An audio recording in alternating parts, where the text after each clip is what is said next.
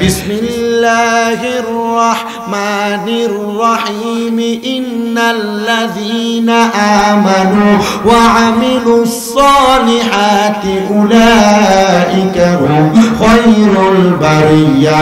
জবান খুলে উচ্চ কণ্ঠে জোরে কোন আল্লাহু আকবার। আমার আল্লাহ জানে এত জগতের বান্দার দল, এ দুনিয়ার বান্দার দল নিশ্চয় যারা নেক ঈমান আনে এবং নেক আমল করে, আমি আল্লাহ ঘোষণা করলাম উলাইকা হুম শাররুল খায়রুল বারিয়া, এরা হইল দুনিয়ার সবচাইতে ভালো মানুষ, এরাই হইল দুনিয়ার সবচাইতে নেককার মানুষ। এবার বলেন বাড়িউরার বাবারা, আমরা সবাই আল্লাহর প্রতি, নবীর প্রতি, কিতাবের প্রতি, ফেরেশতার প্রতি, আখিরাতের প্রতি, তাকদীরের প্রতি ঈমান আর বিশ্বাস আছে না নাই? এই বিশ্বাস রাইকা ঈমান রাইকা নামাজ পড়লে হবে নামাজ, আমরা যদি এটা নামাজ বইলে আল্লাহর কাছে কবুল হবে না। ও মুসলমান, এই নামাজ আদায় করার পাশাপাশি যখন আল্লাহর কোন বান্দা আমার আল্লাহর কোরআন তেলাওয়াত করে, আমার আল্লাহ কয় জগতের বান্দার দলেরা হাদিসে কুদসির মাধ্যমে জানাইয়া দেয় ওই বান্দা তার বান্দা থাকে না। মাবুদ ওই বান্দা যেহেতু বান্দা থাকে না, বান্দার অবস্থা কি হয়? আমার আল্লাহ কয় বান্দা যখন 5 ওয়াক্ত নামাজের পাশাপাশি একটু বাড়তি নফল ইবাদত করে, ওই বান্দা আমি আল্লাহর বান্দা থেকে বন্ধু হইয়া যায়। সাহাবায়ে কেরাম আমার নবীরে ডাক দিয়া কই, ইয়া রাসূলুল্লাহ, নবী গো, নবী গো, আপনি নবীর কাছে জানতে চাই কেমনে আল্লাহর বান্দা থেকে বন্ধু হয়ে যায়। হে বাড়ি উড়ার বাবারা, আপনার এলাকার মধ্যে কোনো মানুষ যদি কাজ করতে আসে রংপুর থেকে, দেখবেন সকাল 8টা থেকে আসর পর্যন্ত কাজ করলে তার রোজের বেতন 700 টাকা। কিন্তু আল্লাহর কোন বান্দা 5 ওয়াক্ত ইবাদত ফরজিয়ত ছাড়া যখন বান্দা কোন নফল ইবাদত করে, তাহাজ্জুদ করে, ইশরাক করে, দুহার পরে, চাষের নামাজ, আবিনের নামাজ পড়ে, আমার নবী ডাক দিয়া কয় ওই বান্দাটা তখন বান্দা থাকে না, আমার আল্লাহর বন্ধু হয়ে যায়। আমি আমার এই বাড়ির ভাই বাবাদের কাছে জানতে চাই, ওই পর্দার অন্তরালের মা বোনেরা, আমরা সবাই তো আল্লাহর বান্দা, আল্লাহর বান্দা হইয়া আল্লাহর বন্ধু হওয়ার চেষ্টা করতেছি। আল্লাহর বন্ধু যদি হইতে পাও, আমি শামীম দাদার বয়ানটা একটু মনোযোগ লাগাইয়া শোনো। শামীম দাদার বয়ানটা শুনিয়া দেখো, দেখবা আমার আল্লাহ তাআলা তোমার আল্লাহর বান্দা থেকে বন্ধু বানাইবো। সাহাবায়ে কেরাম আমার নবীরে বলে, ইয়া রাসূলুল্লাহ, ইয়া হাবিবাল্লাহ, নবী গো আপনার কাছে জানতে চাই আল্লাহর বান্দা থেকে বন্ধু হইলে লাভটা কেমন হবে? আমার নবী কয়, উম্মত, আল্লাহর বান্দা থেকে যখন কোন মানুষ বন্ধু হয়ে যায়, 1 নাম্বার আমার আল্লাহ তাআলা ওই বান্দাটার দুনিয়ার জমিন ঈমানি হায়াত দান করে। ওই ঈমানি হায়াত দান করার কারণে ওই বান্দাটা যখন দুনিয়াতে কোনো কর্ম করে, হাত দিয়া কাম করলে ওই হাতটার বান্দার হাত থাকে না, ওই হাতটা আমি আল্লাহর কুদরতি হাত হইয়া যায়। জবান খুলে বলো বলো কোন সুবহানাল্লাহ। সাহাবীরা একটা ডাক দিয়া কয়, নবী গো, নবী গো, আপনি নবীর কাছে জানতে চাই, তাহলে আল্লাহর বান্দা যখন বান্দা থেকে বন্ধু হয়ে যায়, তখন বান্দা হাত দিয়া কোনো কাম করলে হাতটা তো বান্দার হাত থাকে না, ওই হাতটা আপনি আল্লাহর কুদরতি হাত হইয়া যায়। বলে শুধু তাই না রে, বান্দা তার মুখ দিয়া কোনো কথা বললে ওই মুখটা বান্দার মুখ থাকে না, ওই মুখটা আমি আল্লাহর কুদরতি মুখ হইয়া যায়। বান্দা বান্দার কান দিয়া কোনো কর্মকাণ্ড শুনলে ওই কানটা বান্দার কান থাকে না, ওই কানটা আমি আল্লাহর কুদরতি কান হইয়া যায়। ইয়া রাসূলুল্লাহ, ইয়া হাবিবাল্লাহ, নবী গো, আমরা তো এমন একজন আল্লাহর বান্দা হইতে চাই। বলে এমন বান্দা দ্বারা তারা দুনিয়াতে যখন চলাফেরা করে, দুনিয়াতে যখন কাজকর্ম করে, বান্দা থেকে বন্ধু হওয়ার কারণে আমার আল্লাহ ওই বান্দার বিপদ থেকে উদ্ধার করে। এবার আপনারা বলেন, আল্লাহর বন্ধুদেরকে বিপদ থেকে উদ্ধার করে কি? আপনার কি কষ্ট হইতেছে? পথ বুঝতে সমস্যা হইতেছে? আল্লাহর বন্ধুদেরকে বিপদ থেকে উদ্ধার করে কি? কিপটা মানুষ, আওয়াজ কম। আমি জানি আপনারা আওয়াজ করবেন, আমার কাছে ওয়াজ আছে আওয়াজ বাইর করার মতো। একবার ভিক্ষা করবার লেগে গেছে, ভিক্ষা করতেছে গেছে তো ভাঙ্গা টিনের ঘর একটা, লগে দিয়ে 5 তলা বিল্ডিং একটা, ভাঙ্গা টিনের ঘরের সামনে দেখ আল্লাহর ওয়াস্তে একটু ভিক্ষা দেন। তো টিনের ঘরের মালিক বাইরে তারা 5 টাকা ভিক্ষা দিচ্ছে। কত? দোয়া করছে, আল্লাহ এই ব্যক্তির তুমি লাখ লাখ টাকার মালিক বানালে, টিনের ঘরের মালিক খুব খুশি হয়েছে, লাখ টাকার মালিক বানাইলে একটা বিল্ডিং ঘর বানিয়ে আরামে ঘুমানো যাবে। পাশেই বড় বিল্ডিং 5 তলা, এই 5 তলা বিল্ডিং এর সামনে দেখো আল্লাহর রাস্তায় ভিক্ষা দেন গো। এই 5 তলার মালিক বাইরে তার 5 টাকা ভিক্ষা দিচ্ছে, 5 টাকা ভিক্ষা পাইয়া দোয়া করছে আল্লাহ তোরেও লাখ টাকার মালিক বানা। 5 তলার মালিক একটা ধমক দিছে, তমকান কে রে, তুই যে দেখছ 5 তলা বিল্ডিং, আমি কি লাখ টাকার মালিক অনে 5 তলা বিল্ডিং বানাইছি? ও না, ও তাইলে ও কোটি টাকার মালিক হইলে 5 তলা বিল্ডিং বানা। ও তুই যে দোয়া করলি, তোর দোয়া তো আমার প্রমোশন হইতো না, এটা ডিমোশন হয়ে দেবো গা।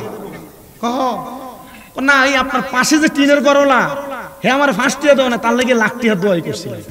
তা আপনি যে 5 তলার মালিক, আপনি আমার 5 টাকা ভিক্ষা দিচ্ছেন, আপনার লাগে লাখ টাকা দোয়া করছি, যেমন টিহা এমন দোয়া। আপনারা তো এখানে বসছেন, আপনারা যে আওয়াজ দিতেছেন, আপনাদের যেমন আওয়াজ হবে আমার ওয়াজ তেমন হবে। সিদ্ধান্ত আপনারা। বলেন আল্লাহর বন্ধুদেরকে বিপদ থেকে উদ্ধার করে কি? কার হাত তুলে জোরে বলেন কে? আল্লাহ উদ্ধার করে, এই বিশ্বাস আছে না নাই? যারা আছে তারা ঈমানদার। মারহাবা কোন। আমার নবী বলেন উম্মত, দুনিয়ার জমিনের মধ্যে আল্লাহর ওই বান্দা যদি কঠিন কোন বিপদের মধ্যে পড়ে থাকে, আমার আল্লাহ তার বিপদ থেকে উদ্ধার করে। 2 নাম্বার, ওই বান্দা যদি কঠিন কোন রোগে আক্রান্ত হয়, আমার আল্লাহ তাআলা ওই বান্দারে কঠিন রোগ থেকে শিফা দান করে দেয়। 3 নাম্বার, ওই বান্দা যখন দুনিয়াতে অভাবের মধ্যে পড়ে যায়, আমার আল্লাহ তাআলা ওই বান্দারে অভাব অনটনগুলো দূর করে দেয়। 4 নাম্বার, ওই বান্দা যখন দুনিয়ার জমিন থেকে ইন্তেকাল করে, আবার আল্লাহ তাআলা ওই বান্দা তার ঈমানি মরণ দান করে। সাহাবায়ে কেরাম ডাক দিয়া কই, নবী গো, ঈমানি মরণ কোনটা আমি জানতে চাই। ও বাড়ি উড়ার ভাই বাবারা, বাড়ি উড়া এলাকায় অনেক মানুষ মারা যায়, মারা যাওয়ার সময় বিছানার মধ্যে প্রস্রাব পায়খানা করে দেয়। কত মানুষ মারা যায়, মারা যাওয়ার সময় নাকে মুখে দিয়া রক্ত বাইরে হয়। কত মানুষ মারা যায়, মারা যাওয়ার সময় জিহ্বার মধ্যে কামড় দিয়ে মরে যায়। কত মানুষ মারা যায়, মারা যাওয়ার সময় চোখটি উল্টে মারা যায়। ইয়া রাসূলুল্লাহ, ইয়া হাবিবাল্লাহ, নবী গো, তাহলে কেমন ভাবে তারা মারা যায়? তারা কি ঈমানদার হয়ে মরে? আমার নবী কই, উম্মত না না না, এমন ভাবে তারা কষ্ট পায় মারা যায়, তারা ঈমানদার হয়ে মরে না। নবী তারা কারা গো?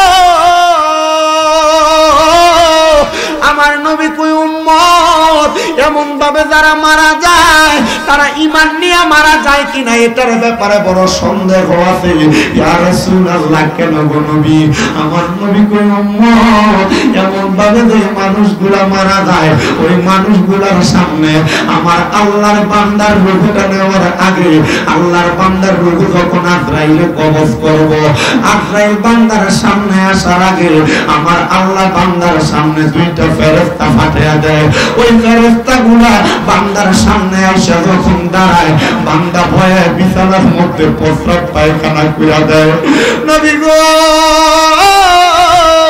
আমার মরার সময় যদি আমি বিছানার মধ্যে প্রস্রাব পায়খানা কইরা দেই, মানুষ মনে করব ভয়ঙ্কর 2টা ফেরেশতার মুখ দেখা বিছানাতে প্রস্রাব করে দিছি।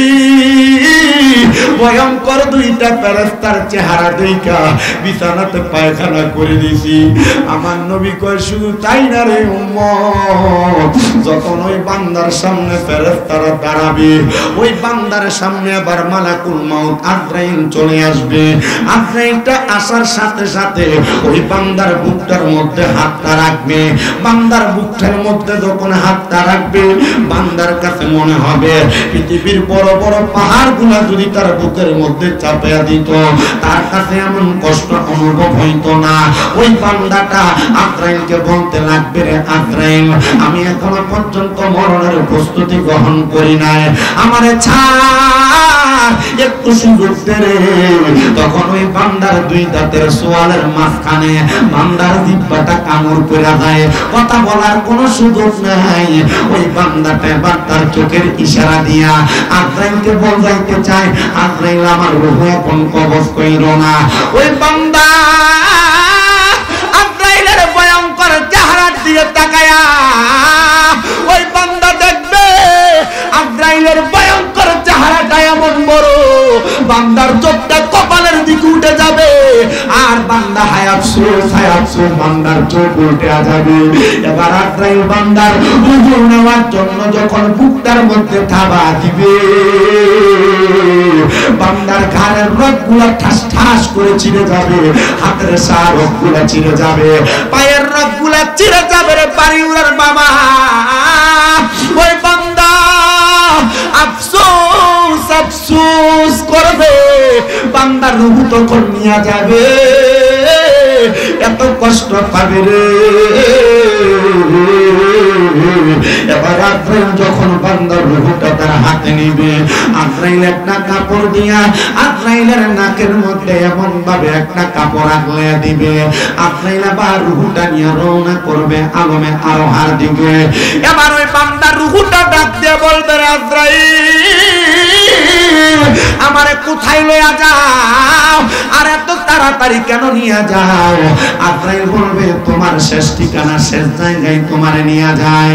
রূহ ডাক দিয়া বলবে, রে আজরাইল তুমি যদি জানতা আল্লাহ তাআলা আমার জন্য কত কঠিন শাস্তি রেডি করে রাখছে, তাহলে তুমি আমার এত তাড়াতাড়ি নিয়ে যাইতা না। এবার আজরাইল নিয়া বান্দার রূহটারে নিয়ে প্রথম আসমানের সামনে যায় দাঁড়াবে। প্রথম আসমানের সামনে যায় দাঁড়ানোর সাথে সাথে আজরাইল তাকায় দেখবে 19 জন ফেরেশতা সিরিয়ালে দাঁড়ানো, আর ওই বান্দার রূহটার দিকে থু থু নিক্ষেপ করতেছে। আজরাইল বলবে, রে ফেরেশতা বান্দার রূহটার দিকে কেন তোমরা থুতু নিক্ষেপ করো জানতে চাই।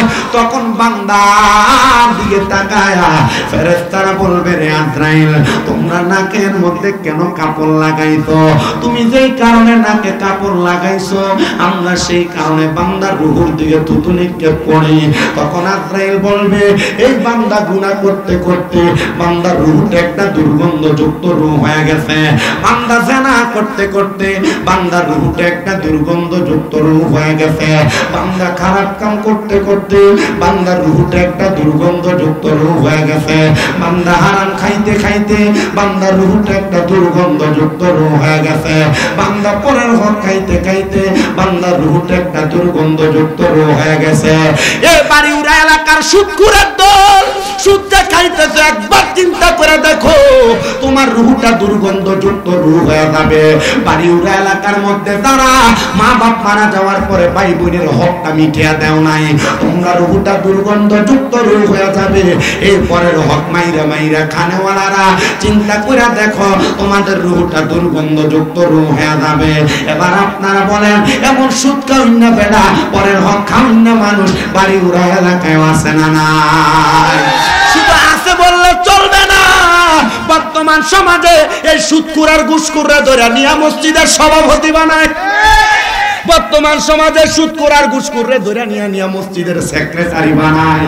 বর্তমান সমাজে পরের হক মাইরা মাইরা যারা খায় এদের এলাকার সরকার মাতাব্বর বানায়। এক কাপ চায়ের কাছে যেই বেড়া বেচা যায় এই বেড়ার এলাকার সরকার মাতাব্বর প্রধান বানায়। 500 টাকা দিয়া হকের বিচারে যেই বেড়া বেহক বানায় দেয় এই বেড়ার সরকার মাতাব্বর বানায়। এবার আপনারা বলেন, চা দোকানে বৈশা বৈশা লম্বা কথা বলে, এক ওয়াক্ত নামাজও পড়ে না, হারাম খায়, পরের হক মাইরা মাইরা খায়, এমন লোকরে বর্তমান সমাজের নেতাগিরির দায়িত্ব দেয় আছে না না?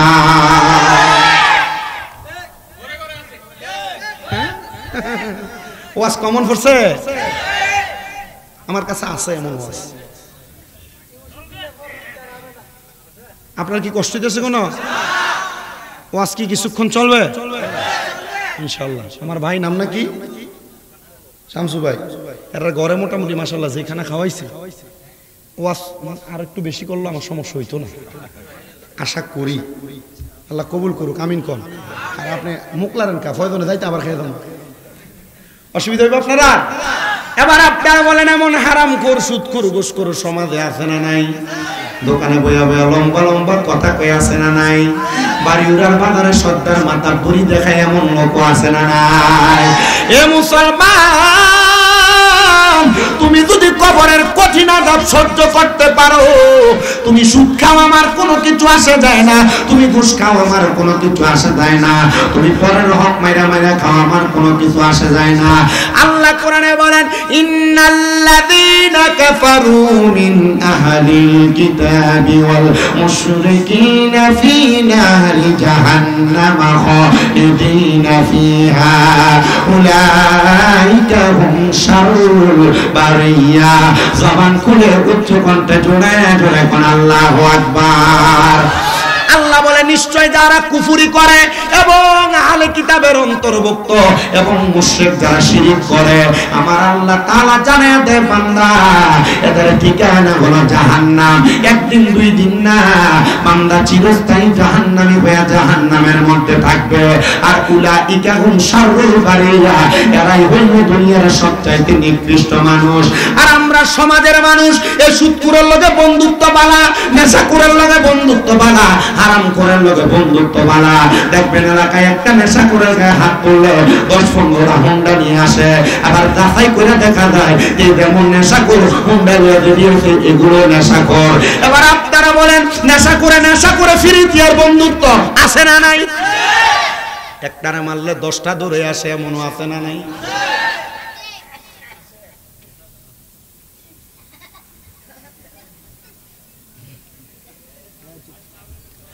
আমি আপনাদের গাতার আমি কি ওয়াজ শুরু করছি নাকি? আমি খুতবার থেকে ডাইরেক্ট ওয়াজে, খুতবার মূল সাবজেক্টের আয়াত তেলাওয়াত করছি না, ডাইরেক্ট ওয়াজে ঢুকছি।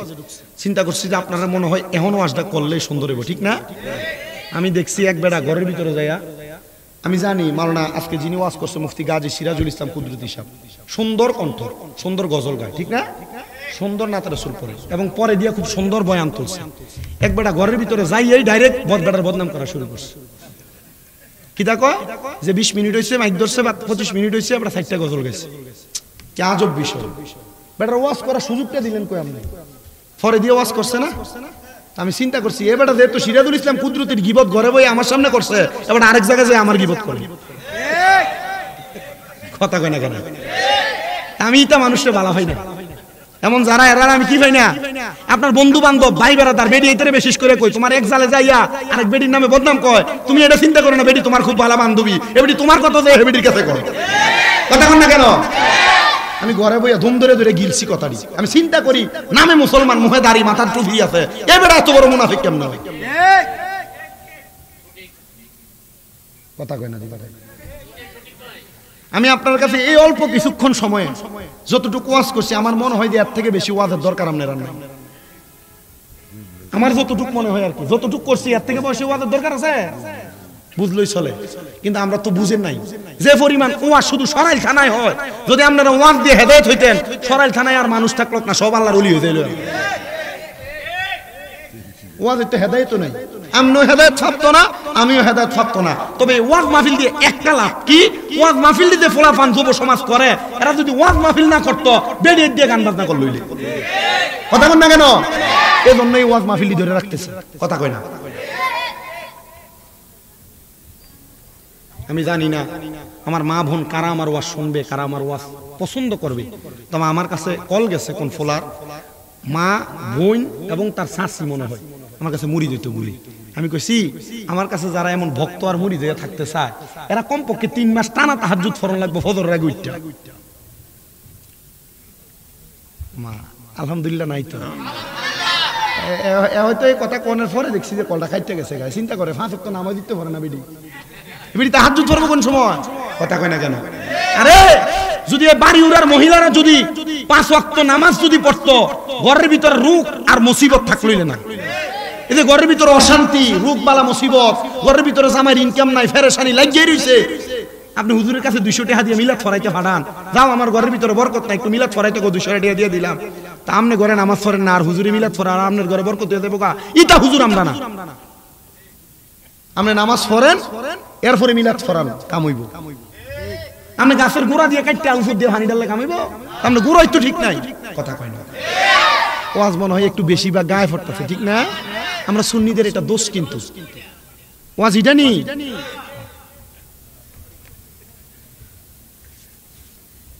ওয়াজটা কই আছিল মনে আসেনি আপনারা? না না না, সুদখুর তো এটা সাইডের ওয়াজ আছে। আমার মূল ওয়াজ আজরাইলে রুহটা লইয়া কই গেছে প্রথম আসমানে। মারহাবা, শ্রোতা ভাইছে একটা, আল্লাহ কবুল করো কোনা আমিন। আজরাইলে যখন প্রথম আসমানে রূহ নিয়ে যাবেন, ফেরেশতারা ওই বান্দার রূহের দিকে থুতু নিক্ষেপ করবে। রে ফেরেশতা, কেন তোমরা থুতু নিক্ষেপ করো? তোমাদের কাছে জানতে চাই। ফেরেশতারা বলবে, বান্দার রূহটা একটা দুর্গন্ধযুক্ত রূহ। বান্দা গুনাহ করতে করতে, পরের হক খাইতে খাইতে, মিথ্যা বলতে বলতে, ইবাদত থেকে দূরে থাকতে থাকতে, বান্দা জেনা ব্যভিচার করতে করতে, নেশা করতে করতে, ওই বান্দার রূহ একটা দুর্গন্ধযুক্ত রূহ হয়ে গেছে। এ মুসলমান ইমানদার, এ নবীর উম্মতের দল, এবার ওই বান্দার রূহটা নিয়ে প্রথম আসমানের দিক থেকে বান্দার শেষ ঠিকানা জাহান্নামের দিকে রাস্তা দেখায় দেওয়া হবে। একবারে নিকৃষ্টতম জাহান্নাম, ওই জাহান্নামের নাম হলো হাবিয়া। ওই জাহান্নামের রাস্তাটা বান্দার দেখায় দেওয়া হবে। এ বাড়ি উড়ার বাবা, এই বাড়ি উড়ার পর্দার অন্তরালের মা বোনেরা, আমরা সবাই জানি কবরের মধ্যে আপনাকে আমারে তিনটা প্রশ্ন করবে। মান রাব্বুকা? রব্বি আল্লাহ। ওমান দীনুকা? দীনি আল ইসলাম। ওমান হাযার রাসূল? এই ব্যক্তিকে তিনি আমার রাসূল। কিন্তু যারা জাহান্নামী, যারা বেঈমান, তাদেরকে কবরে কোনো প্রশ্ন করা হবে না। ইয়া রাসূলুল্লাহ, নবী কেন প্রশ্ন করা হবে না? বলে জাহান্নামী বান্দাটারে কবরে নেওয়ার পর ডাইরেক্ট জাহান্নামে প্রেরণ করা হবে। ও মায়ার নবী, কেন গো? বান্দার কি কবরে কোনো জায়গা নাই? বলে কবর জাহান্নামীর ধারণ করবে না। ও হারামখোরের দল, ও বেনামাজির দল, একবার চিন্তা করো, তোমার কবর দইরা রাখবে না, কবর তোমার জায়গা দিবে না। ডাইরেক্ট বান্দার ঠিকানা হলো জাহান্নাম। কয় ফি নারি জাহান্নাম খালিদিনা ফিহা, বান্দা চিরস্থায়ী জাহান্নামের বাসিন্দা হয়ে থাকবে। শুধু চিরস্থায়ী জাহান্নামের বাসিন্দা হয়ে থাকবে না রে বাড়ি উড়ার যুবক, মুরব্বী বাবা, পর্দার অন্তরালের মা বোনেরা, আল্লাহর নবী কয় সর্বনিম্ন এক এক করে 3000 বছর জাহান্নামের আগুনে জ্বালাইবো। কিসের হিসাব আর নিকাশ? আগে 3000 বছর জাহান্নামের আগুনে জ্বলা লাগবো, তারপর হিসাব নিকাশের কথা আসবে। এবার বান্দারে জাহান্নামের আগুনে যখন জ্বালাইবো, জাহান্নামের আগুনে যখন পুরাইবো, ওই বান্দার দেহটা একবার আগুনে ধাউ ধাউ করে জ্বলতে থাকবে। আল্লাহর নবী কয়, ও আমি নবীর উম্মতের দলেরা, বান্দারে যখন 1000 বছর আগুনে পুরাইবো, ওই আগুনের কালার থাকবে লাল। সেই আগুন আপনি আমি আমরা সূরাতে দেখি, এমন লাল রঙের আগুনের মধ্যে পুরাইবো। ওই 1000 বছর বান্দারে জাহান্নামের আগুনে পুরাইয়া, ওই বান্দাটারে জাহান্নামের আগুনের মধ্যটারে এবার আগুনের কালারটারে আমার আল্লাহ সাদা বানিয়ে দিব। ওই সাদা রঙের আগুনের মধ্যে বান্দারে আর 1000 বছর জ্বালাইবো। এবার 1000 বছর জ্বালায়া ওই বান্দার জাহান্নামের আগুনের রংটা কালো বানিয়ে দিব। বান্দারে 2000-3000 বছর সাদা কালা লাল রঙের আগুনের মধ্যে জ্বালায়া ওই বান্দার দেহ যখন চুরমাচুর কইরা দিব, ওই বান্দার দেহে আর কোনো কিছু থাকবে না। হুজুর 2-3 মিনিট আগুনে জ্বললেই তো দেহটা শেষ হয়ে যাবে, তাহলে বান্দা কেমনে 3000 বছর জ্বলবে? না না না, আমার আল্লাহ কোন বলতে পায়, কোন হইতে দেরি হয় না। আল্লাহর বান্দার দেহ যখন আল্লাহ পুরাইব, বান্দার দেহটারে আবার আল্লাহ আগের মতো বানাইব। ও মায়ের নবী গো, কেন কেন একবার পুরাইলে তো চলে, বান্দার দেহটারে কেন বারবার পুরাইব? বলে বান্দা তুমি তো একবার গুনাহ করো নাই, তুমি বারবার নামাজ ছাড়ছো, বারবার রোজা ছাড়ছো, বারবার আল্লাহর ইবাদতের আইনের বিরুদ্ধে বলছো, বারবার পরের হক মাইরা মাইরা খাইছো। বান্দা গুনাহ জানার পরে গুনার কাজটা ত্যাগ করো নাই, এই জন্য তোমার জাহান্নামের আগুনে জ্বালাইবো। গোপনে গোপনে গুনাহ করছো, লুকিয়ে লুকিয়ে গুনাহ করছো, তোমার গুনার খবর তোমার মা জানে না, গুনার খবর তোমার বাবা জানে না, গুনার খবর তোমার বন্ধু বান্ধব কেউ জানে না। এবার আপনারা বলেন, এই গুনার খবর জানে একজন, তিনি কি? মুসলমান। ও বাড়ি উড়ার বাবারা, আমার গুনার খবর যদি আপনারা জানতেন, এই স্বামী দাদার মাহফিলে দাওয়াত করে আনতেন না। এই জন্য আমি নিজে একটা গজল লিখছি, আমার জায়গা হবে নি আমার মরা লাশের লাইগা মসজিদের পাশে আমার কবর দিও কইরাই আমার জায়গা হবে নি আমার জায়গা হবে নি আমার মরা লাশের লাইগা মসজিদের পাশে আমার মসজিদের পাশে কবর দিও কইরাই আমার জায়গা হবে নি জগৎবাসী রে আমি যেদিন যাব মারা দুনিয়া ছাড়িয়া ভাই বন্ধু আত্মীয় স্বজন যাবে রে বনিয়া 3.5 হাত মাটির কবর দিও রে খুঁড়িয়া আমার জায়গা হবে নি আমার জায়গা হবে আমার মরা লাশের জায়গা মসজিদের পাশে আমার কবর দিও কইরাই আমার জায়গা হবে নি এলাকাবাসী রে আমি যেদিন যাব মারা দুনিয়া ছাড়িয়া রঙিন জামা কাপড় সবই নিবে রেখনিয়া সাদা মার্কিন কাপড় আমায় দিও রে পরায়া আমার জায়গা হবে নি আমার জায়গা হবে আমার মরা লাশের লাইগা মসজিদের পাশে আমার কবর দিও কইরাই আমার জায়গা হবে নি এলাকাবাসী রে আমি তোমার ছেলে সন্তান কয়দিনের লাগিয়া মরার পরে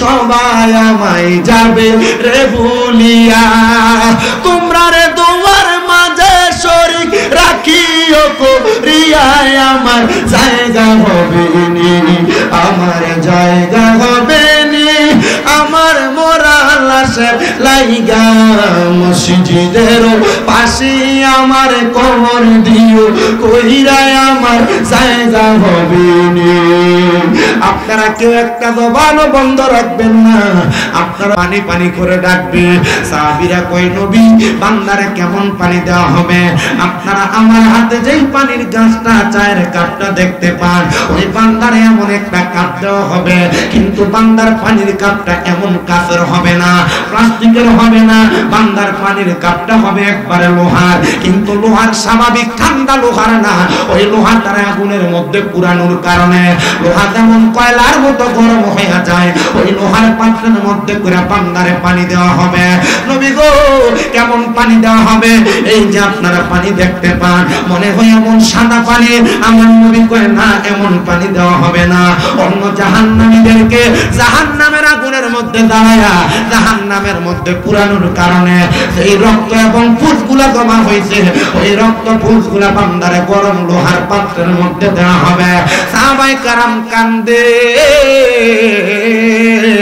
আর ডাক দিয়া কয় নবী গো ওই বান্দা কি তখন সেই পানি পান করবে আমার নবী কয় কলা না হ্যাঁ অবশ্যই বান্দা পানি পান করবে বান্দা যখন পানিটা তার মুখের মধ্যে ঢালবে বান্দার জিহ্বাটা গলে যাবে বান্দার নাড়ি গুড়িগুলা কইনা কইনা বান্দার পায়খানার রাস্তা দিয়ে থরথর করে বের হবে এ যুবক ভাই এ মুরব্বি বাবা গুনার কাজটা করতেছো তোমার কোনো বাধা নাই আমি তোমার কাছে বলবো যদি কবরের এমন কঠিন শাস্তি তুমি ভোগ করতে পারো তুমি গুনাহ করা আমার কোনো কিছু আসে যায় না তবে আমি তোমার কাছে বলি এক আল্লাহরে ভয় কইরা যদি দুনিয়ার জমিনে থাকতে পারো আমার আল্লাহ তোমার জন্য বড় মুক্তির ব্যবস্থা করে রাখছে আল্লাহ কোরআনে বলে ইয়া আইয়ুহাল্লাযীনা আমানুত্তাকুল্লাহা ওয়াল তানজুর নাফসুম মা কদ্দামাত লিগাদিন ওয়াত্তাকুল্লাহা ইন্নাল্লাহা খাবীরুম বিমা তা'মালুন আল্লাহ কই হে ঈমানদারেরা তোমরা আল্লাহকে ভয় করো ওয়াল তানজুর নাফসুম মা কদ্দামাত লিগাদ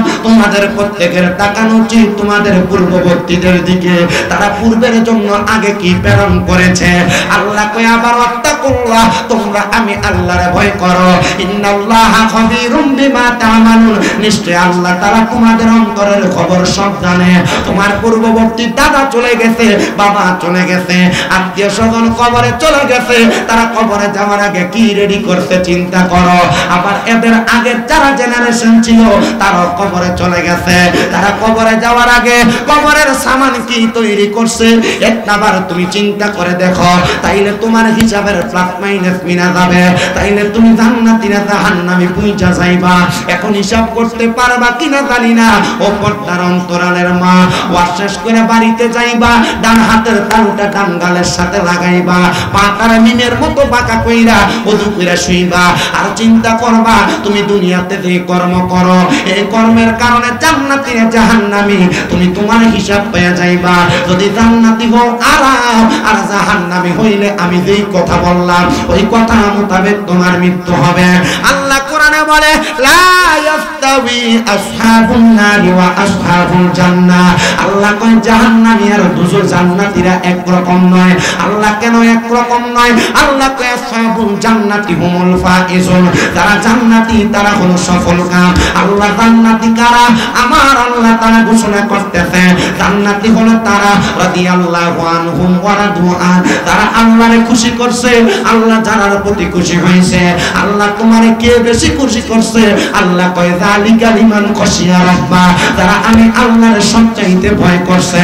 এবার বলেন আপনারা আল্লাহরে যারা ভয় করে তারা নামাজ ছাড়ে না, আল্লাহরে যারা ভয় করে রোজা ছাড়ে না, আল্লাহকে যারা ভয় করে হজ ছাড়ে না, আল্লাহকে যারা ভয় করে যাকাত ছাড়ে না, আল্লাহকে যারা ভয় করে তারা কখনো পরের হক মাইনা খায় না, আল্লাহকে যারা ভয় করে তারা কোনোদিন মিথ্যা কথা বলে না, আল্লাহকে যারা ভয় করে তারা কখনো ওয়াদা খেলাফ করে না, আল্লাহকে যারা ভয় করে তারা কোনোদিন দুনিয়ার জমিনে ফাসাদ করে না, যারা আল্লাহরে ভয় করে তারা কোনোদিন নেশা করে না, যারা আল্লাহরে ভয় করে তারা কোনোদিন সন্ত্রাস করে না, যারা আল্লাহরে ভয় করে তারা কোনোদিন জিনা ব্যভিচার করে না। যে মহিলারা আল্লাহরে ভয় করে এই মহিলা কোনোদিন স্বামীর খেদমত ত্যাগ করে না, স্বামীর সঙ্গে উঁচা গলায় কথা বলে না। যেই মহিলারা আল্লাহরে ভয় করে ওই মহিলা কোনোদিন বেপরোয়াভাবে চলে না। এবার আপনারা বলেন আল্লাহরে ভয় করে যারা চলে তারা নাজাত প্রাপ্তদের অন্তর্ভুক্ত হওয়ার অধিকার আছে না নাই? তাহলে আপনার কোন লাগবে, কোন জিনিস লাগবে? আল্লাহর কথা কয় না, আল্লাহর। আপনাদের এখানে এতগুলা মানুষ আছেন বোঝা যায় আমার ওয়াজের সিস্টেম হয়ে যায়। এতক্ষণ একটানা ওয়াজ করছি, ডাইনে বামে যাইতে দেই নাই, কিন্তু তবু এই কবর হাসর মিজানের ওয়াজ করি আর নিচে দিয়ে বাতিল ফেরকার দলের লেহে বন্ধ কি কি লেহে। আমি ওয়াজ করতেছি জান্নাতি আর জাহান্নামীদের আরামের মৃত্যু, আমি ওয়াজের নিচে কমেন্টসের ভিতরে ঢুকে দিই আমারে লেখছে বন্ডের জাত একই জাত। আমি চিন্তা করছি কামা তাদিনু তুদান, যেমন কর্ম ইতা আমার বন্ধ কয়। কবরে গেলে আমরা একবার জান্নাতের ভিতরে রান আর মুরকা খামু আর দেখে আমি তার বাইরে কবরের ভিতরে ভালো করে খাতা খানা করে। আমি এ পর্যন্ত কারোর বিরোধিতা করছি? কোরআন হাদিসের ওয়াজ করছি না কোরআন হাদিসের বাইরে? আমার কথা কয় না তো, কোরআন হাদিসের ওয়াজ করছি না বাইরে? এর কালকে বিরোধিতা করলাম না, কি করবেন? কিছু করার আছে? আমারও বুঝতে করার নাই। তো এরা আমার বিরোধিতা করছে আর আল্লাহ আমার উপরে উঠাইছে। কেমনে উঠাইছে? আপনাদের দোয়ায় কুমিল্লাতে আমার কয়েকটা মাদ্রাসা আছে। কি রফিক তাইরি কোন করে একটা না, আপনার ব্রাহ্মণবাড়িয়ার পোলাপান আছে আমার মাদ্রাসায়, নরসিংদীর পোলাপান আমার মাদ্রাসায়, নেত্রকোনার পোলাপান, কিশোরগঞ্জের পোলাপান, হবিগঞ্জের পোলাপান আমার মাদ্রাসায় পড়ে।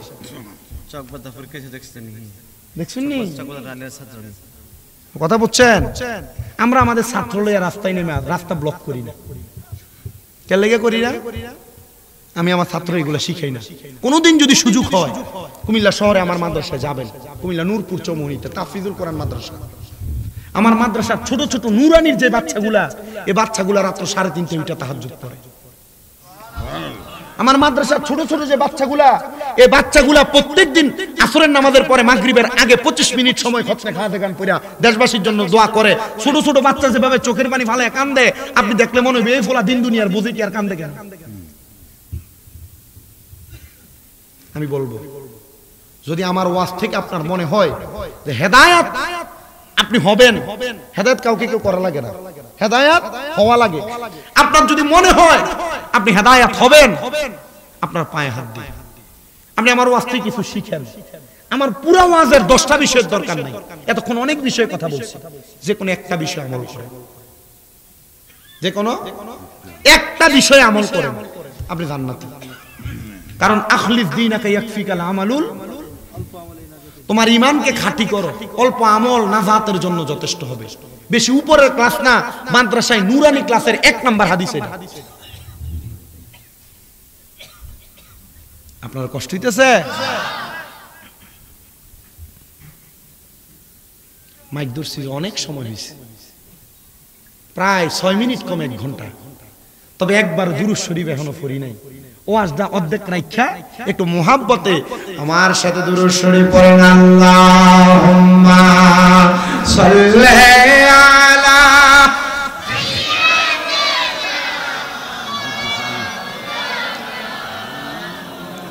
ওয়া আলা আলি।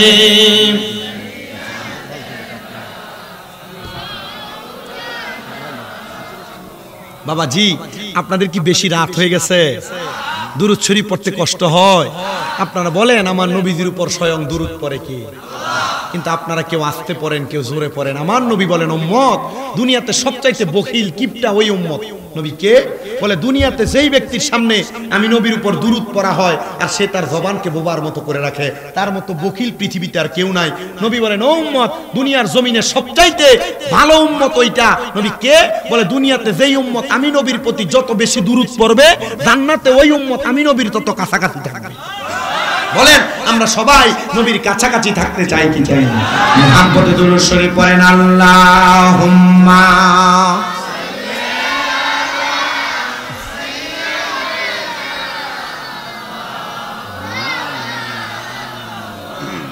ওয়া আলা আলি।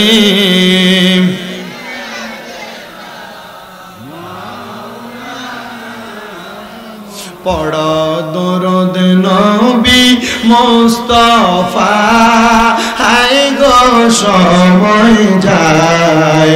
পড়ো দরুদ নবী। এই মুরব্বি আব্বা, এই যে পিছনে, এই মুরব্বি আব্বা ডাক দাও। কাউকে বসতে বললেন না। রফিক ভাই 2 বার বইতে কইয়া ফলান ডিরানতে দৌড়েছে, আমি দেখছি। এই বইতে কইেন না, এবার আবার কই বইতো। এটা বইতে গেলে দেখ যাবো, আবার কই বইতো। সার না শুনে না মনে হয়, কোন না একজন বুঝে। ওই যে দেন, এই যে জায়গা দুই হাতে পিছন দিয়ে হাত দিয়ে এদের বইতে গেলে যাইব গা। এ বইতে কষ্ট হয় তো ভাই, আমি জানি না। কারণ আমি রাস্তা দিয়ে আওয়ানোর সময় দেখছি এনে মাথাটার ভিতরে একটা দাঁড়ায় ধরে প্রস্রাব করে দিচ্ছে। তা আমি পরে চিন্তা করলাম যে কি লেগে দাঁড়ায় ধরে প্রস্রাব করে। না না ভাই এমন থাকে, যেমন অবজারভেশন করার পর চিন্তা করলাম এটা দাঁড়ায় ধরে প্রস্রাব করে কেন। পরে আমি একদিন আমার লগের এক ফোলারে প্রশ্ন করলাম, দাঁড়ায় প্রস্রাব করে কোনো? আরে দোস্ত, যে ফ্যান পড়ছে এটা টাইট ফিটিং ফ্যান দো, এটা লয়ে বইতে পারে না, লাগে দাঁড়ায় দাঁড়ায় মুতে। তো এটি দাঁড়ায় দাঁড়ায় মুতে বইয়ে প্রস্রাব করতে পারে না, এটা মাহফিলে এলে বইব কেমনে? আকল দিয়ে ইশারা, ব্যাকলটা ধাক্কা। আপনারা কাউকে বসতে বললেন না, আলহামদুলিল্লাহ একটু পিছনে দিয়ে মানুষ আসেনি। এই জন্য আপনারা একটু মুহাব্বতে আমার নবীজির একটু শান পড়বেন। আমি বক্তা মোটামুটি বেশি বালা না, একটু কম বালা। কম আমি বেশি বালা কইছি না, নিজের প্রশংসা নিজে করলে সমস্যা আছে। মোটামুটি কোন রকম। তবে আমি ওয়াজ করি অল্প, আপনারা একটু বুকে হাত দিয়ে কোন তো যে হুজুর আপনি এই 1 ঘন্টা সময় যা কইছেন দরকারি কোনো কথা আসেনি? আপনি যদি চান এই কথা দিয়ে হেদায়েত হইতে পারবেন নি, কিন্তু আপনি হইতেন না। মানলে হেদায়েত হবে। এজন্য একটু মুহাব্বতে নবীজির দুরূদ শরীফ এবং নবীজির শান পড়বেন। সবাই পড়েন, পড়ো দুরূদ নবী মুস্তাফা, হায় গো সময় যায়। পড়ো দুরূদ নবীর দুরূদ পড়িলে 10টি গুনাহ যায় জোরে, 10টি নেকি হয় আমলনামায়। তাই তো সকল আশিকান নবীর দুরূদ পড়ে যান।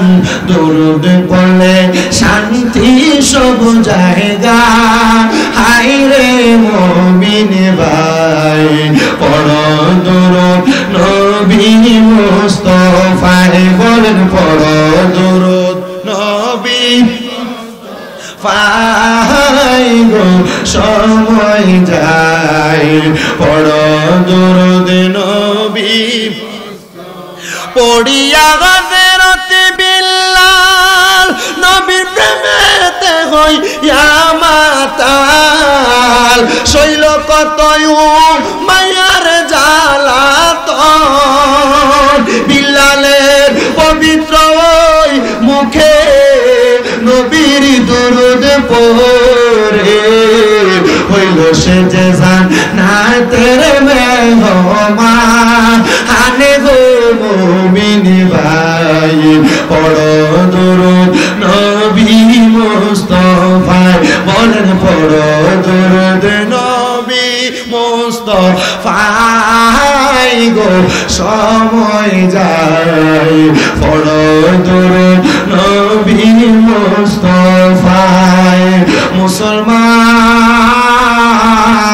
এবার যখন জাহান্নামীটারে আগুনে পোড়ায়া জাহান্নামীটারে শাস্তি দেয়া হবে ওই জাহান্নামী রক্ত পুষগুলা ভক্ষণ করবে ও নবীর উম্মতের দল ওই জাহান্নামী যদি আল্লাহরে ভয় করত ঈমান আনত ওই জাহান্নামীর এমন অবস্থা হইতো না কিন্তু আমরা ঈমান আনতে যাইনে আমাদের ভিতরে বড় গন্ডগোল লাগে বলে হুজুর কেমন গন্ডগোল আমরা ঈমানের ব্যাপারে কথা বলতে গেলে আল্লাহ তাআলা অন্যদের কাছে মাথা নোয়াই ঈমানের ব্যাপারে কথা বলতে গেলে আমরা মনে করি আল্লাহ আমরা সব দেখে কিন্তু দুনিয়াতে বিচার করে না ঈমানের ব্যাপারে কথা বলতে গেলে আমরা আল্লাহর কোরআন থেকে বড় দূরে ঈমানের ব্যাপারে কথা বলতে গেলে আহলে বায়াতের ভালোবাসা থেকে আমরা বড় দূরে ঈমানের ব্যাপারে কথা বলতে গেলে নবীর প্রেমের ব্যাপারে বড় দূরে নবীর শানে বেয়াদবি করে আমাদের ঈমান জাগ্রত হয় না এ মুসলমান ছোট বাচ্চা যেমন ঘুমায়া থাকে নবীর শানে কেউ দুশমনি করলে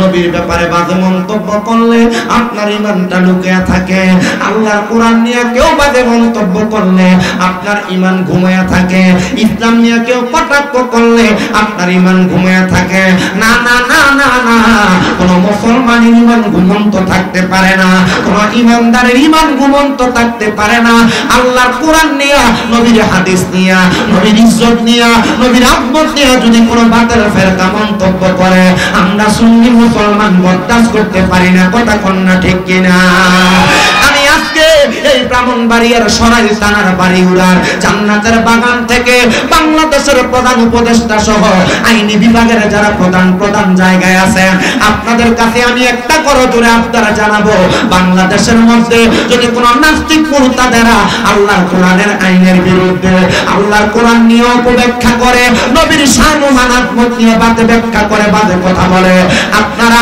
অন্য কোনো কিছু করা লাগবে না আপনারা শুধু একটা বাতিল ফেরকার মুরতাদ মুনাফিক বেঈমানরে বাইতুল মুকাররম মসজিদের সামনে নিয়ে ফাঁসি দিয়া ঝুলিয়ে দিবেন দেখবেন আর কোন নাস্তিক মুরতাদ আল্লাহর কোরআন নিয়ে আল্লাহ তাআলার আইনের বিরুদ্ধে কথা বলতে পারবে না কথা কোন না ঠিক কিনা কিন্তু বাংলাদেশের ওয়াদারিস্টদের মধ্যে বৈশা এমন বাজে মন্তব্য করে কয়েকদিন আগে দেখলাম এক বক্তা বলতেছে আমার আল্লাহর সর্বশক্তিমান বললে শিরক হবে বক্তা মনে হয় আল্লাহর কোরআনের আয়াত ইন্নাল্লাহা আলা কুল্লি শাইইন কাদির আল্লাহ তাআলা সকল ক্ষমতার অধিকারী শক্তিশালী ওই আয়াত বক্তা কোনোদিন পড়ে নাই বক্তা মন্তব্য করতেছে মা খাদিজাতুল কুবরা জীবনে নামাজ পড়ে নাই বক্তা মন্তব্য করতেছে মা খাদিজাতুল কুবরা নাকি জীবনে কোনোদিন রোজা রাখে নাই মা খাদিজাতুল কুবরা নাকি জীবনে কোনোদিন পর্দাও করে নাই আমি জানতে চাই যেই বক্তা নবীর স্ত্রী নিয়ে এমন বাজে মন্তব্য করে এটা আলেম না এটা আলেম না এটা আলেম না এটা জালেম বেঈমান মুরতাদ এবার আপনারা বলেন এমন বক্তাদের ওয়াজ শোনা কি জায়েজ না না জায়েজ আল্লাহ বলে সর্বশক্তিমান বললে শিরিক হইব মা খাদিজাতুল কুবরা নবীর কলিজার টুকরা স্ত্রী যে মা খাদিজাতুল কুবরা ইসলামের জন্য তার সব সম্পদ দান করে দিয়েছে এই মা খাদিজাতুল কুবরা বলে জীবনে নামাজই পড়ছে না মা খাদিজাতুল কুবরা বলে জীবনে কোনোদিন রোজাই রাখছে না মা খাদিজাতুল কুবরা বলে জীবনে কোনোদিন ফরদাই করছে না আরে নবীর স্ত্রী যদি ফরদা না করে ফরদা করব কি কথা কয় না চিন্তা করে দেখছে আমি নাম কইতেছি না কারণ আবার দেখবেন এর দলের লোকেরা এর পক্ষে দালালি করে আমার এলাকা দুই একটা আছে এরা কয় তার লাগে আমি আমার দলের কথা এলাকাত কইতাম পারি না আমি কইলাম কেন ওই তেজে উল্টা পাল্টা কথা কয় মানছে আমরা ওয়াজটা বাইর করে ডাইরেক্ট দেখায় দেখো না তোমার দলের বক্তব্য তো উল্টা পাল্টা মাতে তোমার পক্ষে আমরা কেমনে কথা কইতাম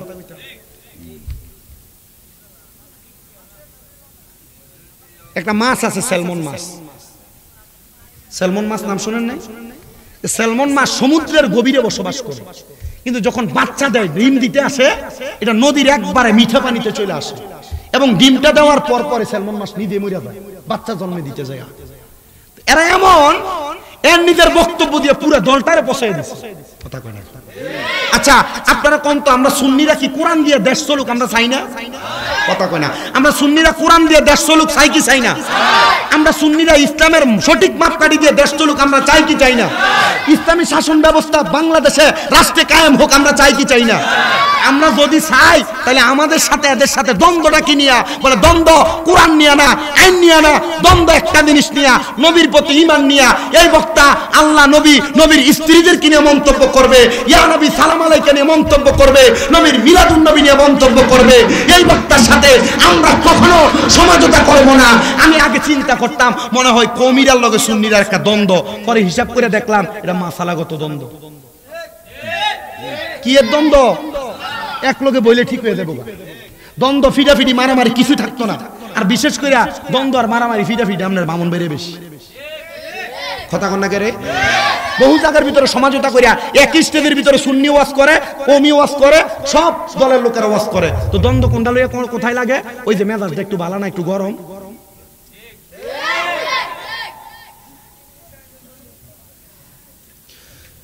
আপনার কি কষ্ট হইতেছে? তাহলে ইসলামী সমাজ ব্যবস্থা, ইসলামী রাষ্ট্র কায়েম হোক আমরা চাই, আমরা চাই। অনেকে চাইতো না। কেন চাইতো না? কারণ ইসলামী সমাজ ব্যবস্থা রাষ্ট্র কায়েম হইলে চুরি করতে পারতো না, রাস্তার কামে টেন্ডারবাজি টিয়া খাইতে পারতো না। ইসলামী সমাজ ব্যবস্থা যদি রাষ্ট্র কায়েম হয়ে যায়, সরকারি যেই কিয়ের মাল না টিসিবির মালের থেকে এক বস্তা চাউল সরাইতে পারতো না, গরিবের হক মেরে খাইতে পারতো না। আমরা বলবো যারা গরিবের হক মেরে খায়, টেন্ডারবাজি করে খায়, এরা মানুষ না, মানুষ নামের জানোয়ার, বেঈমান, মুশরিক, মুনাফিক। ডান হাত তুলে বলেন ঠিক কিনা? তাকবীর, নারে রিসালাত, আহলে সুন্নাত ওয়াল জামাত, বলেন আমরা সুন্নিরা টেন্ডারবাজির পক্ষে, বলেন না টেন্ডারবাজির পক্ষে, দালালির পক্ষে, টিসিবির মাল চুরি করার পক্ষে, মেম্বার চেয়ারম্যান হইয়া মানুষের চাউল ডাল চুরি করার পক্ষে। আমরা চাই বাংলাদেশ সহ বাংলাদেশের ইউনিয়ন, বাংলাদেশের ওয়ার্ড, বাংলাদেশের উপজেলা, বাংলাদেশের জেলা, বাংলাদেশের প্রত্যেকটা থানা, বাংলাদেশের প্রত্যেকটা বিভাগে বিভাগে এমন একজন ব্যক্তি বাংলাদেশের সরকারি দায়িত্ব পালন করবে যারা সমাজকে হকভাবে, হালালভাবে, কোরআন সুন্নাহ মোতাবেক পরিচালনা করবে। চাই চাই কারা কারা? তুই হাত তুলে আল্লাহকে দেখায় দাও।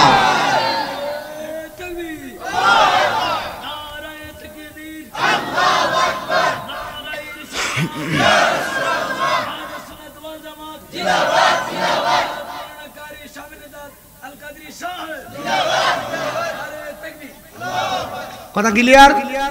সমাজ ব্যবস্থা যদি সুন্দর হয়, চুরি থাকবে, বাটপারি থাকবে, পরের হক মাইরে খাওয়া থাকবে, দালালি থাকবে, অন্যের হক মাইরে খাওয়ার এই বিষয়টা থাকবে।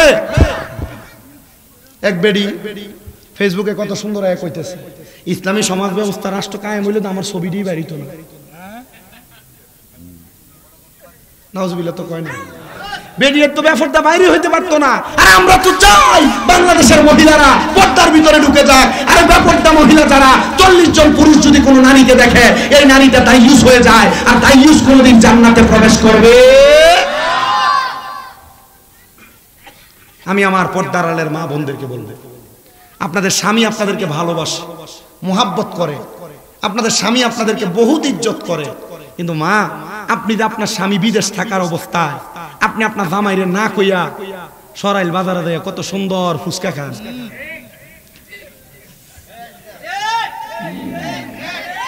সরাইল নাসিরনগরের ফাঁকা জায়গার ভিতরে যাইয়া কুড়ে ঘরের ভিতরে যে আপনি ফুচকার সাফ খাইতেন বয়ে থাকেন, এটা কিন্তু আমরা জানি।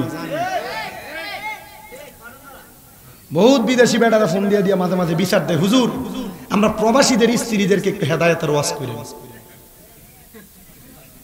কি ভাইসা মা, আপনি যে আপনার জামাইয়ের অনুমতি ছাড়া মার্কেট করবার লেগে যান গা, এটা জানেন কত বড় শাস্তি? আল্লাহর নবী কয় কোন মহিলা তার স্বামীর অনুমতি ছাড়া বাবার বাড়িতেও যাইতে পারবে না।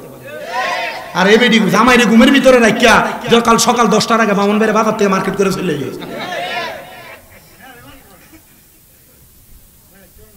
এই পর্দার আড়ালে যে মহিলা আছে এর মধ্যে অনেক মুরব্বী বুড়া বুড়া মহিলা আছে, এরা জিগিয়ে দেখেন এই যে আমার এই মুরব্বী যারা আছে এই বয়স্ক যারা, আপনারা যুগে কি বেডিয়েট মার্কেটে যাওয়ার লাগে না, যেটা এনে দিচ্ছেন এটাই পড়ছে, যেটা এনে দিচ্ছেন এটাই পড়ছে। কা এখন তোমার যাওয়ান লাগবো কি লেগা? এক ছোড়া বেটা চুরি করতে গেছে। ওয়াজকে আপনার কষ্ট দিতেছে? আমার মোটামুটি সময় আমি গনে আনছি, শুধু ওয়াজটা আপনারা শুনবেন, এরপরে বাড়ি যাবেন, অসুবিধা হইব আপনারা।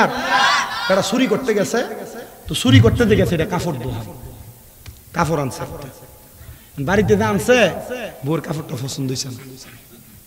আর দোকানের মালিক বাইর থেকে সিসি ক্যামেরার ভিতরে দেখতেছে, আরে আমার দোয়ান দিয়ে চুরি করে লেতেছে বেটা। এই রাইতে ওই আরেকবার গেছে এই দোয়ানের ভিতরে চুরি করবার লাগে, আবার যে কাপড় আনছে, কাপড় এনে বউরে দিয়েছে, বউ কইছে এটাও পছন্দ হয়েছে না। একইবার তৃতীয়বার আবার গেছে, দোয়ানের মালিক চিন্তা করলো একই রাইতে একই লোক তিনবার চুরি করতে এসে, আবার গেছে দোয়ানের সামনে দিয়ে চোরটার ধরছে, এই তুই তো চোর ঠিক আছে, একবার আইতি মাইনা নিতাম, একই দিনে তিনবার চুরি করতে আইলি, কারণটা কি? ভাই আমি তিনবার চুরি করতে আইছি না, এরা তিনবার ঘুষি দিয়া কয় তুই তিনবার আইছস, আমি দেখছি সিসি ক্যামেরায়। ভাই প্রথমবারই চুরি করতে আইছি, এই চুরির কাপড় বাইক নিয়ে বউরে দোকানে, বউ কইছে এটা আমার পছন্দ হইছে না, এর লাগা পরের দুইবার ফালাইবার লেগেছে। পরের দুইবার কি লেগেছে? আচ্ছা পরের দুইবার বেডির কথা হইনা ফালাইতে কি বাচ্চা না মাইর খেয়েছে? এমন বেডির কথা হইনা যে বেড়াইতে মা বাপরে বাদ দেয় না, এটাও কবরে গেলে মাইর খাইবো, এটাও বাঁচার কোনো উপায় নাই, কথা কোন ঠিক কিনা? বেডিতে চিন্তা করে গুতাটা কোন দিয়ে দিছে আমরা। এমন বেডিয়েতের কথা শুনে মা বাপরে বাদ দেয় না, এমন ফুলা হিজরা মার্কা ফুলা ফাইনা আছে না নাই? বউয়ের কথা শুই না, শ্বশুর শাশুড়ির কথা শুনে বউরে বাপের বাড়িতে ভাড়ায় রাখে, আর মা বাপরে বাদ দেয় না, এমন ফুলা ফাইনো আছে না না?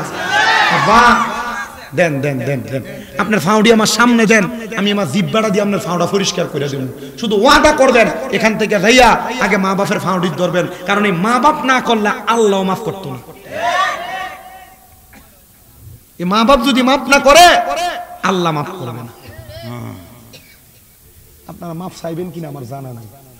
আমার এখানে দেখেন না বসছি, আমি কিন্তু আলহামদুলিল্লাহ আপনাদের দোয়ার বরকতে কুমিল্লা আলিয়া মাদ্রাসায় কামেল মানে টাইটেল এবার ফাইনাল পরীক্ষা দিব, আপনাদের দোয়ার বরকতে কুমিল্লা ইউনিভার্সিটিতে বাংলায় অনার্স আমার কমপ্লিট লেভেল শেষ। কিন্তু আমি এই এলএম দিয়া ওয়াজ দিয়া বক্তা হইছি না বাবা, আমি বক্তা হইছি কি দিয়া? এক নাম্বার আমি আমার মা বাপের ফায়ে সুমা দিছিলাম। যখন ক্লাস 6 আর 7 এ পড়ি ওয়াজে শুনছিলাম যে কোন সন্তান মা বাপের ফায়ে সুমা দিলে আল্লাহর জান্নাতে চৌকাটে সুমা দেওয়া সওয়াব পাইব। ঘর ছিল সনের বেড়ার ঘর, যাই দেখছি মা বাপ খাটে শোয়া, এই ঘুমন্ত অবস্থায় মা বাপের ফায়ে সুমা দিছি। এরপর থেকে আল্লাহ তাআলা বক্তা বানাইছে, গাড়ি চড়ায়, সুন্দর সম্মান দেয়, ইজ্জত দেয়। কিন্তু আব্বা আপনি যে আপনার আম্মা আব্বারে ধমক দেন, আপনার আম্মা আব্বারে কষ্ট দেন, আপনার আম্মা আব্বারে জুদা খাওয়ান। এখানে অনেক ফলাফান আছে যারা তাদের মা বাপরে জুদা করে দিছে। মা সকালবেলা এক ঘরে খায়, দুপুর বেলা এক ঘরে খায়, বিকেল বেলা আরেক ঘরে খায়। ও আব্বা আপনার মা বাপ তো আপনারা 6 ভাই 5 ভাই 4 ভাইরে জন্ম দেওয়ার পর আলাদা করে খাওয়াইছে না? একটা মাছ যদি থাকতো এটারে টুরকা কইরা কইরা, একটা ডিম যদি থাকতো 4টা পিস কইরা 4 ভাইয়ের ভাগে ভাগ করে দিছে। তো তোমরা কেমনে মা বাপরে জুদা করলা? আর তোমার ঘরে যেই দিন তোমার মার খানা, এদিন আর তোমার ঘরে মাছ গোস্ত রান্না হয় না, শাক আর সবজি রান্না হয় না। বাবা যদি এমন কোন সন্তান থাকেন এখান থেকে বাড়িতে দেবেন। আজকের মাহফিল কবুল হবে কিনা আমি জানি না, তবে একটা গ্যারান্টি দিয়া যায়, যদি আগামীকালকে দেখেন বাড়িউড়ার বাজারে বৈশা কোনো মুরব্বী বলে হ্যাঁ আমার সন্তান শামীম রাজার ওয়াজ শুইনা বাড়িতেই আমার পায়ে ধরে মাপ চাইছে, মনে করবেন এই বাড়িউড়ার উত্তরপাড়া মরহম ইব্রাহিম মিয়ার বাড়ির মাহফিল কবুল হয়ে গেছে। বলে হুজুর আমার ফুতে কোনোদিন অন্যায় করছেন, আমরাও তো কোনোদিন অন্যায় করছি না, আমরাও মাফ চাইতাম। এ মিয়া মা বাবার পায়ে ধরে মাফ চাইলে ওই সন্তানের দাম কমে না, ইজ্জত কমে না। আপনারা বলেন ইজ্জত বাড়ায় দেয় কি?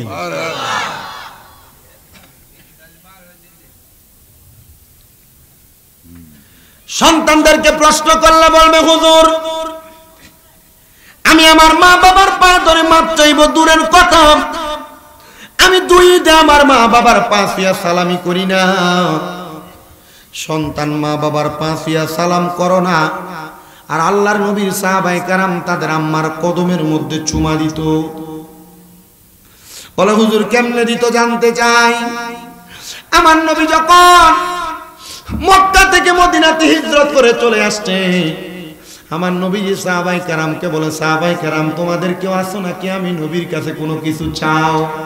একজন সাহাবীর হাত তুলে কই, ইয়া রাসূলুল্লাহ আমি চাই আপনার সঙ্গে আরেকবার মক্কা শরীফ যাইতে।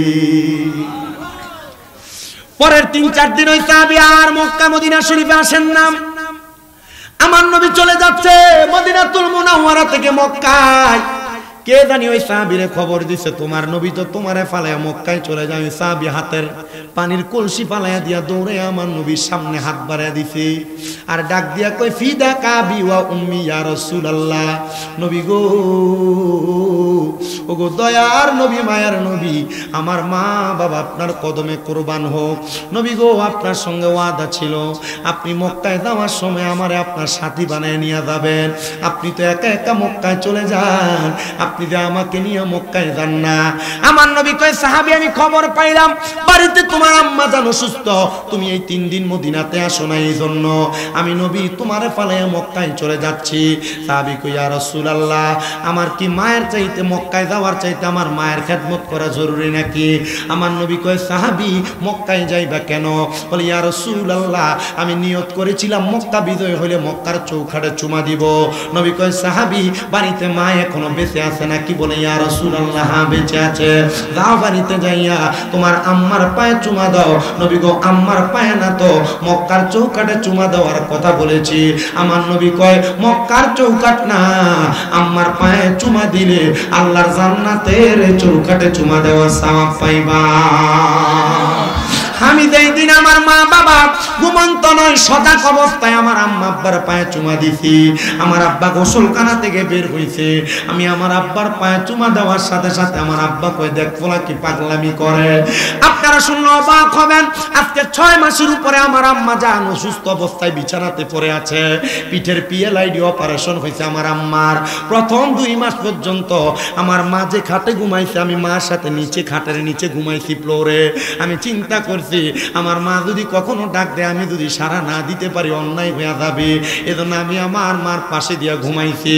হসপিটালে যখন আমার আম্মা জানকে বেডে শুয়ে রাখছে, আম্মা আমারে কয় 6-7 দিনের মতো বেডের মধ্যে শুয়ে রইছি, আমার বড় কষ্ট, আমার একটু আলগি দিয়া উঠাস না।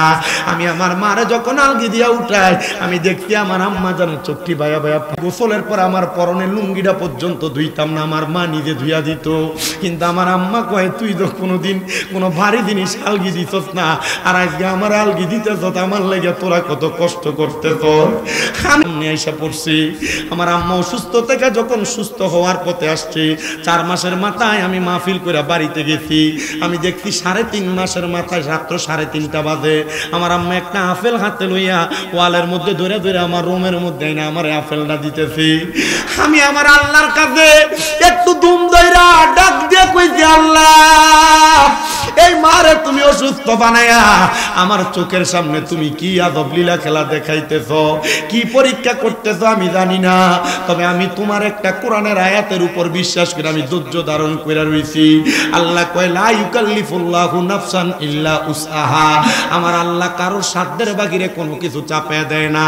আল্লাহ আমার মার অসুস্থ বানায়া আপনি আমার কোন সাধ্যের পরীক্ষা করেন জানি না। এ সন্তান রে, তোমার পায়ের মধ্যে হাত দিয়া বলি, মা বাবার মতো রত্নটা বাইসা থাকতে এখন থেকে যত্ন করো। জিজ্ঞাসা করো যে সন্তানটার আব্বা নাই, ওই সন্তানটা চিন্তা করে হুজুর যাদের বাড়িতে বাবা আছে তারা না বাড়িতে যা বাবার পায়ে ধরে মাপ চাইবো, আমার তো আব্বা নাই, আমি কার পায়ে ধরে মাপ চাইবো? হুজুর যাদের বাড়িতে মা আছে তারা বাড়িতে যায় আমার পায়ে ধরে মাপ চাইবো, আমার তো মা নাই, আমি কার পায়ে ধরে মাপ চাইবো? এ সন্তান, আম্মা আব্বা কবরের বাসিন্দা, আম্মা আব্বা কবরে চলে গেছে, তোমার মা বাপ নিজে না খেয়ে তোমারে খাওয়াইছে, কিন্তু তোমার বাড়িতে কত মেহমান অতিথি আসে, তুমি তোমার আম্মা আব্বারে একটু খাবার খাওয়াইতে পারো না। মেহমান তোমার বাড়িতে বড় সুন্দর মুরগির গোশত খায়, কিন্তু তোমার আম্মা আব্বা নিজে না খায়া তুমি সন্তানরে দামি দামি ভালো ভালো খানা খাওয়াইছে। এখন মা কবরে, বাবা কবরে, ঈদের দিনে আব্বা জান পুরান পাঞ্জাবিটা পয়রা ঈদের নামাজে গেছে, কিন্তু তুমি সন্তানরে দামি সুন্দর জামা জামা কাপড় কিনা দিছে।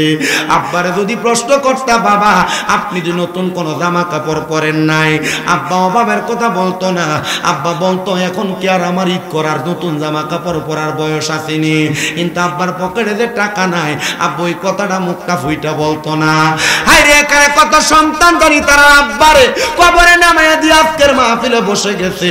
সন্তান চিন্তা করে হুজুর আমার পকেটে টাকার অভাব নাই কিন্তু আমি আমার মারে 500 টাকা দিয়ে একটা কাপড় কিনা পরাইতে পারি না, আমার আব্বারে 500 টাকা দিয়ে একটা লুঙ্গি কিনা পরাইতে পারি না। আমার মা বাবা কবরের বাসিন্দা। এ বাড়ি উড়ার সন্তানের দলেরা তোমার পায়ে হাত দিয়া বলি রে, তোমার মা বাপ যদি কবরে থাকে আল্লাহর দরবারে মুনাজাতের মধ্যে দোয়া করা হবে, রব্বির হামহুমা কামা রব্বায়ানি সগীরা ওয়া কুর রব্বির হামহুমা কামা রব্বায়ানি সগীরা। আমার নবী বলেন উম্মত আমার দুনিয়াতে কোন সন্তানের মা বাপ মারা যাওয়ার পরে ওই সন্তান যদি রব্বির হামহুমা কামা রব্বায়ানি সগীরা বইলা চোখের মনে কোটার মধ্যে একটা মাছির মাথা পরিমাণ পানি ছেড়ে কান্না করে, ওই পানি মাটিতে পড়ার আগে আমার আল্লাহ তার মা বাবার জীবনের গুনাহ মাফ করে দেয়। আমি জানি না আপনি কানবেন কিনা, তবে আখিরি মুনাজাতে আপনার মার জন্য বাবার জন্য দোয়া করা হবে। সন্তান একবার চিন্তা করে দেখেন আপনার মা বাপ যদি বাইসা থাকতো আর মা বাপরে যদি আপনি প্রতি মাসে 1000 টাকার ফল কিনা খাওয়াইতেন, 12 মাসে 12,000 টাকার ফল কিনা খাওয়ানো লাগতো। মা বাপ যদি বাইচা থাকতো মা বাপরে যদি আপনি ভাত খাওয়াইতেন প্রতি মাসে 2-3 হাজার টাকা আপনার মার পেছনে আপনার খরচ হইতো। আপনার মা আপনারে লাখ লাখ টাকার জায়গা আপনার বাবা দিয়া গেছে, বাড়ির জায়গা দিয়া গেছে, কিন্তু আপনার মা বাবা কবরে যদি না দিয়া যাইতো আপনি যদি ভাড়া থাকতেন প্রতি মাসে যদি 5,000 টাকা করে ভাড়া দিতেন 12 মাসে 60,000 টাকা ভাড়া দেওয়া লাগতো। আমি 60,000 টাকা চাইবো না। এই বাড়িউড়া উত্তরপাড়া চান্দেগানা মসজিদ এবং যুবকদের উদ্যোগের মাহফিল, অনেক সন্তান বসছেন যাদের মা নাই যাদের বাবা নাই, মা বাপ কবরের বাসিন্দা। ওই মা বাবার কথা স্মরণ কইরা এই মাহফিলে আগামী বছরের জন্য 20,000 টাকা দান করবেন। হুজুর আমার মা নাই, আমার মা থাকলে আমি এক বছরে 20,000 টাকা আমার মার পেছনে খরচ করতাম। হুজুর আমার বাবা নাই, বাবা থাকলে বাবার পেছনে খরচ করতাম। হুজুর আমার দাদা দাদি আমার বাপ দাদার অনেক সম্পদ দিয়ে গেছে, ওই সম্পদ আমি এখন ব্যবহার করি। আমার দাদা দাদির জন্য দোয়া চাই, হুজুর আমার বাপ দাদার জন্য দোয়া চাই। আমি 20,000 টাকা আল্লাহর হস্তে বাড়ি উড়ার মাহফিলে দান করব। আছেন নাকি একটা সন্তান 20টা?